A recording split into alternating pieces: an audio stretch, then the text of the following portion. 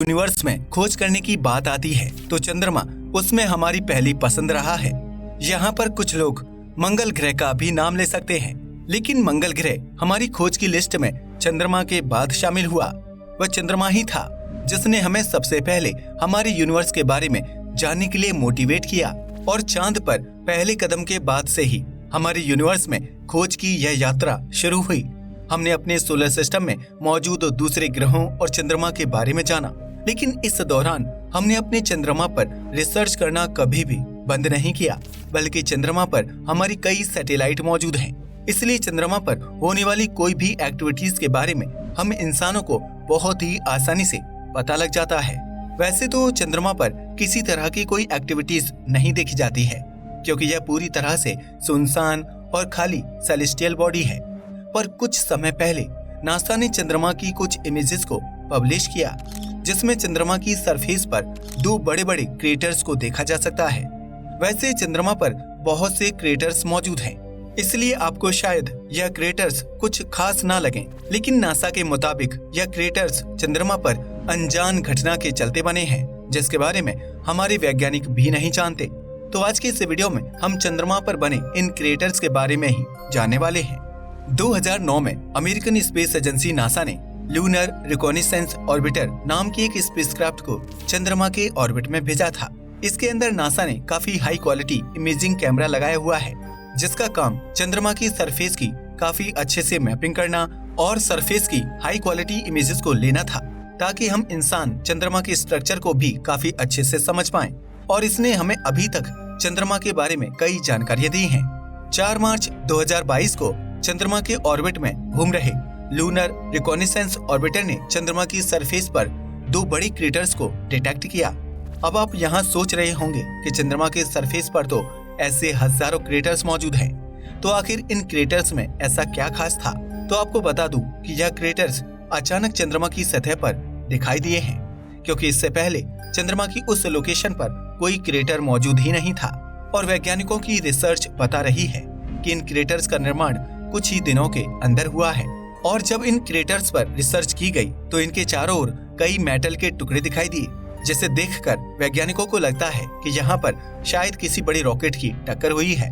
पर सच बात तो ये है कि इस दौरान दुनिया के किसी भी देश ने चंद्रमा पर अपना कोई रॉकेट नहीं भेजा था, यानी हमारे पास इस तरह के किसी रॉकेट का चंद्रमा से टकराने के बारे में कोई रिकॉर्ड नहीं है।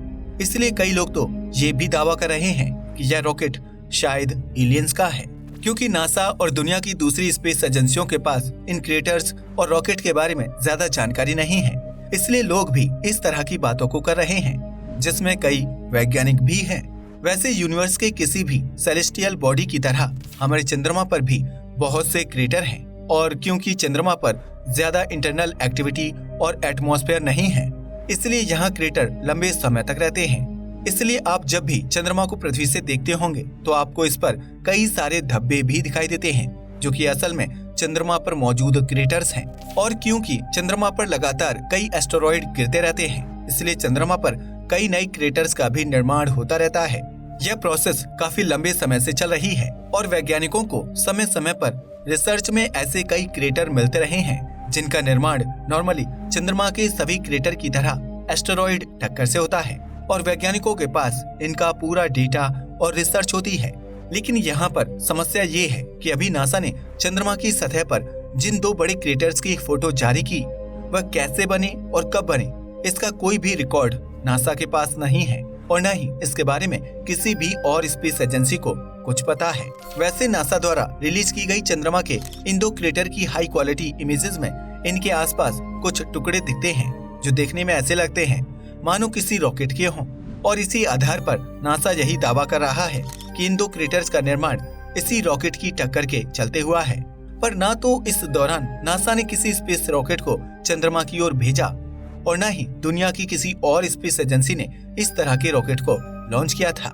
इन क्रेटर्स में सबसे बड़ा क्रेटर 18 मीटर के डायमीटर में फैला है, और दूसरा क्रेटर करीब 16 मीटर के डायमीटर में फैला है। इन क्रेटर्स का आकार बताता है कि चंद्रमा से हुई इस मिस्टीरियस रॉकेट की टक्कर काफी ज्यादा बड़ी थी।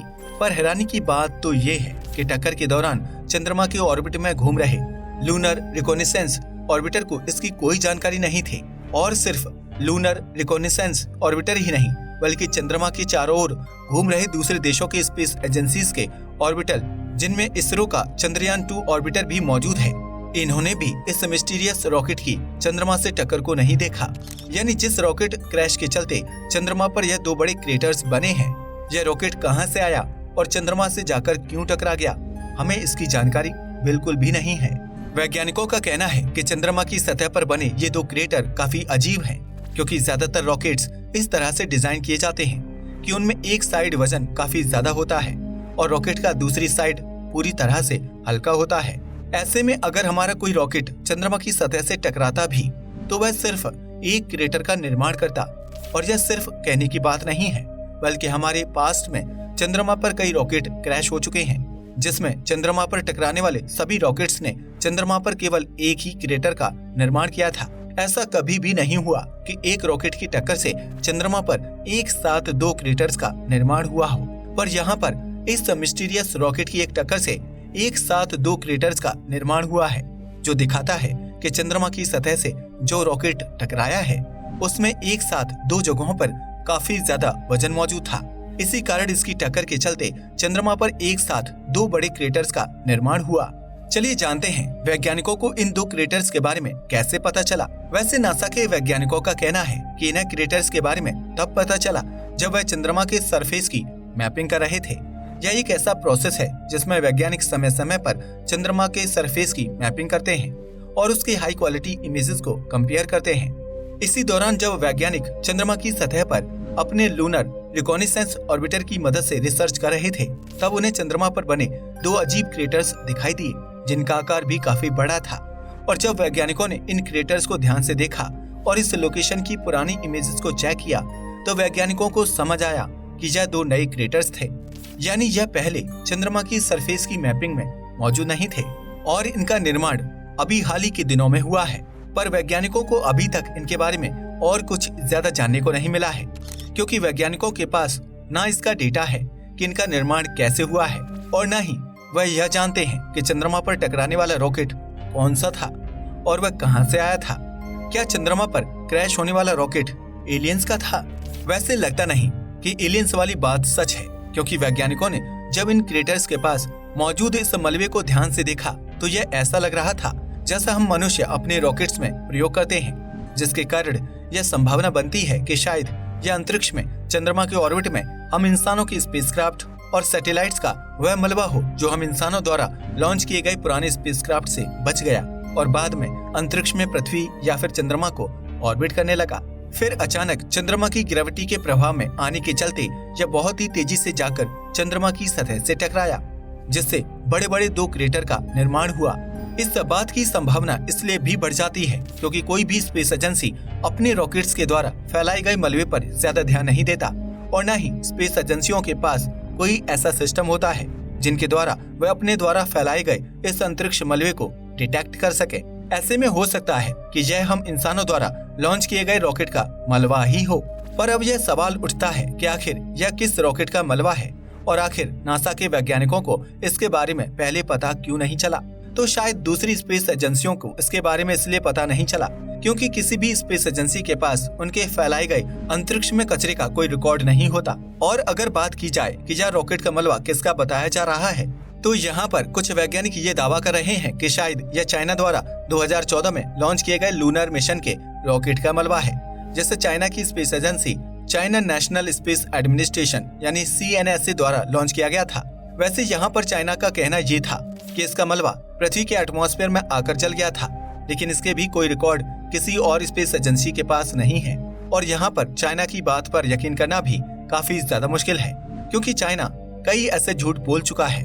ऐसे में संभावना हो सकती है कि शायद यह चाइना के ही रॉकेट का बचा हुआ हिस्सा हो, जो शायद लंबे समय से चंद्रमा को ऑर्बिट कर रहा हो और धीरे धीरे उसके करीब जा रहा हो और एक दिन फाइनली जाकर चंद्रमा की सतह से टकरा गया, जिसके चलते चंद्रमा पर 2 बड़े बड़े क्रेटर्स बन गए। वैसे इससे ये तो जवाब मिल जाता है कि इन क्रेटर्स का निर्माण कैसे हुआ, लेकिन किसी रॉकेट के मलबे से एक साथ 2 क्रेटर्स कैसे बने, ये सवाल अब भी है। पर सच बात तो ये है कि इसका जवाब किसी भी स्पेस एजेंसी के पास नहीं है। वैसे आपको इसके बारे में क्या लगता है? क्या सच में यह किसी रॉकेट के मलबे से बने क्रेटर्स हैं या फिर इनका निर्माण किसी और वजह से हुआ है? आप अपना जवाब हमें कमेंट बॉक्स में लिखकर बता सकते हैं। आज के लिए बस इतना।